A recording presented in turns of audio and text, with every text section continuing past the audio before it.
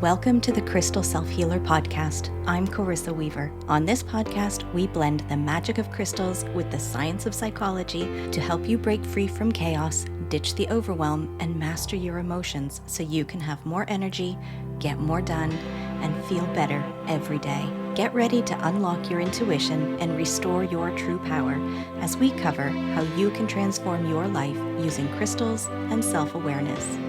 Are you ready to get started? All right, let's go.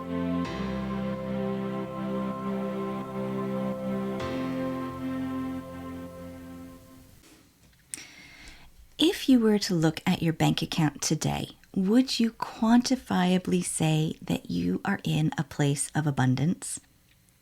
And if abundance is everywhere and you've done the mindset work, why doesn't your bank account reflect it? While it's true that abundance starts with energy, when what you see in your reality doesn't match with what you've been working for, no one would blame you for feeling disappointed. If you've been stuck in scarcity thinking, this episode is your permission slip to shift into overflow.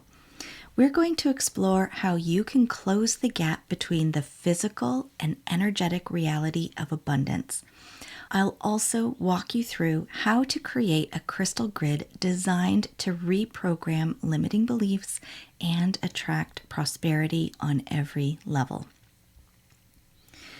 The card inspiration for this episode is the Queen of Wands. And from the start, this may be a little abstract, but stay with me because by the end, it will all make sense. So as we look at the card, we see a woman sitting in her throne in front of a tapestry with images of sunflowers and two lions standing on their hind legs. In one hand, she holds a sunflower, in the other, her wand. There are lion heads carved in her throne, as well as a black cat sitting in the foreground of the picture.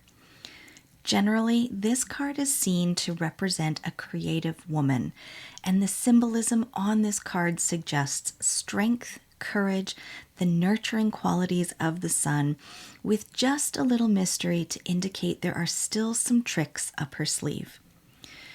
I would be remiss if I didn't acknowledge that this is a court card, so there is no question that this isn't your first time at the rodeo of everything life likes to throw at you. This card depicts a woman who has worked with the clarity of the sun, seized opportunities, and been creative in how she achieved her position upon the throne. Now, when you've been in the metaphysical, spiritual space for a while, you've no doubt heard all the woo-woo talking points around abundance. Yet so many experience a mismatch between these feel-good positions and the reality of their world, and this leads to some serious cognitive dissonance. When you look at your personal experience and don't see or feel the abundance, scarcity mindset will set in. For many, personal experience has been internalized and shows up as disbelief, an inability to trust that there could be a different reality than the one you're currently experiencing. Because you're conditioned to trust the physical over the unseen, your logical mind is always going to default to what's right in front of you. You've probably tried all the gimmicks and step-by-step protocols to believe in the dream, the possibility of riches, but you experience that cognitive dissonance, the discomfort of holding two opposing thoughts when your reality is saying one thing and your dreams are saying something different. You're finding yourself caught in a feedback loop where scarcity feels more real because it's what is directly observable. For a really long time, we have been told to put our faith and finances into systems and structures that are not set up for an even flow of abundance. Told to trust in trickle-down economics, which may work on paper, but has yet to be the financial win for the masses. And when material wealth doesn't flow, the messaging shifts to what you're doing wrong and that you need to keep holding faith in a system that just doesn't deliver. Then, to make the cycle worse, there's the tendency to internalize this perceived failure, to blame yourself when you can't get out of the rut of scarcity. The narrative that you're not working hard enough, not thinking about money the right way, not aligned enough to receive. Then your body internalizes and stores these big emotions. Scarcity will show up in nervous system patterns, creating the feeling of living on a survival level, the illusion of not making progress, and the associated stress responses to that. This cognitive dissonance is exhausting. Straddling these two truths, the holding belief, the observation of lack of result, the crash that comes, this cycle perpetuates itself and is ruthless. There will be deeper work that you need to do that will uncover where your internalized mismatch between energetic and physical abundance lies, and this is where the essence of the Queen of Wands comes in. Money is an energy and a system, but the system doesn't always reflect the expansiveness of the energy. Metaphysically, abundance is infinite, operating in cycles, flows, and expansions. Economically, money is finite, controlled, allocated, and concentrated in specific places, also subject to laws, policies, and power structures you may or may not feel you have control over. Material wealth follows a slower trajectory, so it's important to maintain your energy in the space of abundance to allow the material realm to catch up. Lack of money doesn't mean a lack of value.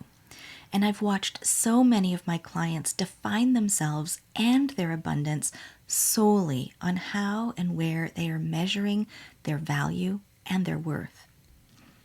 Chances are you have stories you tell yourself about your abundance and your financial capacity. One of my clients worked with me to improve her experience with money. She was tired of feeling scarcity and was at a loss for how to shift out of it. She had a narrative that she was carrying from her youth, a narrative of financial lack and past mistakes with money as an adult. What was uncovered was that while it was true she was projecting financial narratives from her youth, when we examined how she used and worked with money as an adult, the facts told a completely different story. In that moment, she didn't have the bank balance that she wanted to see, but this realization allowed her to shift from just thinking about abundance, but feeling it in her life. She was able to see the flow of financial resources in and out of her life, seeing firsthand the energy of money within the demands of her current circumstances. She realized she had more command over money than she was giving herself credit for, and instead of making decisions out of fear, she began to make money decisions from a place of power and desire. Shortly after working together, she was able to move into her dream home, something she had previously thought she would never be able to do.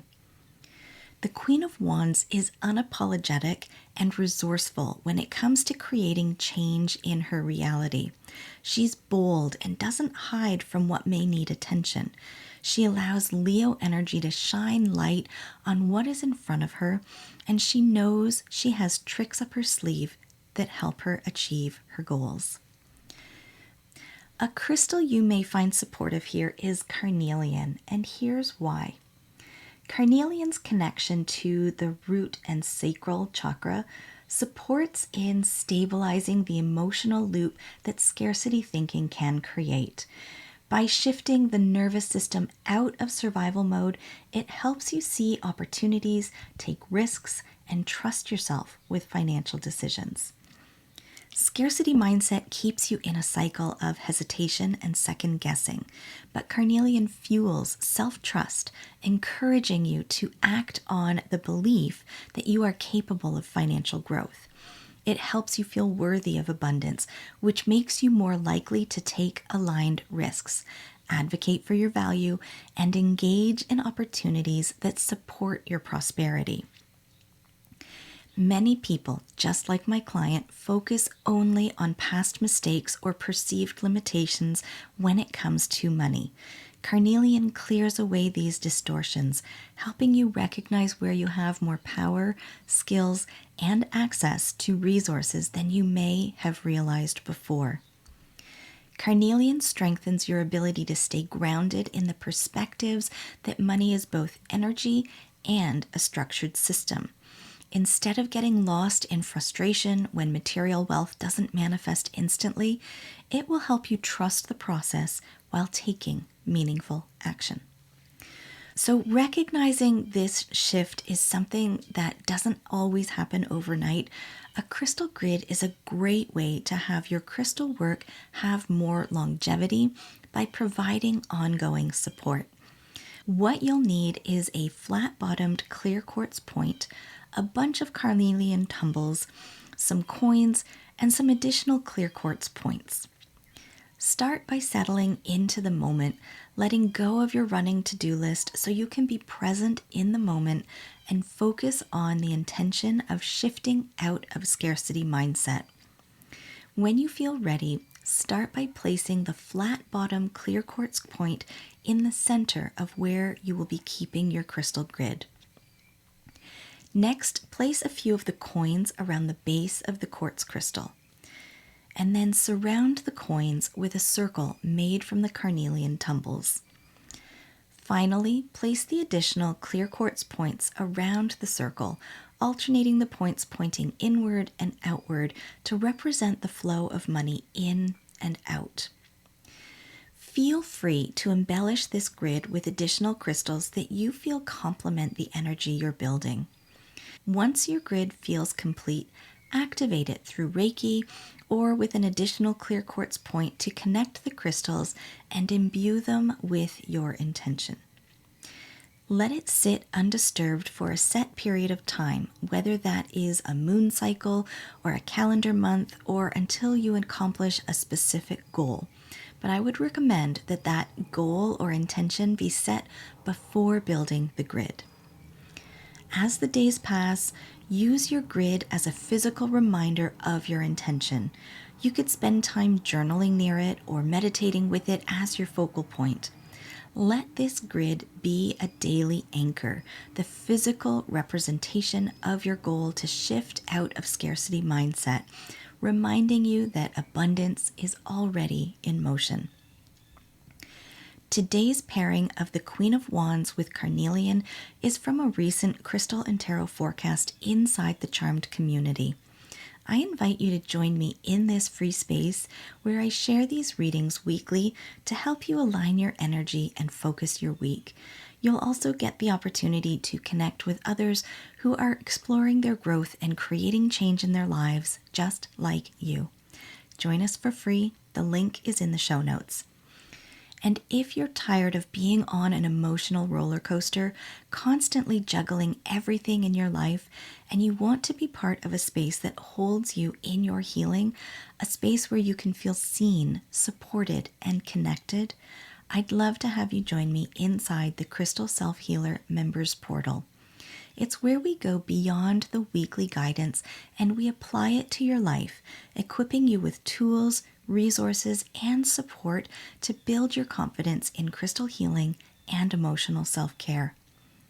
Inside, you'll find personalized coaching, healing sessions, rituals, and everything you need to truly empower yourself to live with more ease and alignment.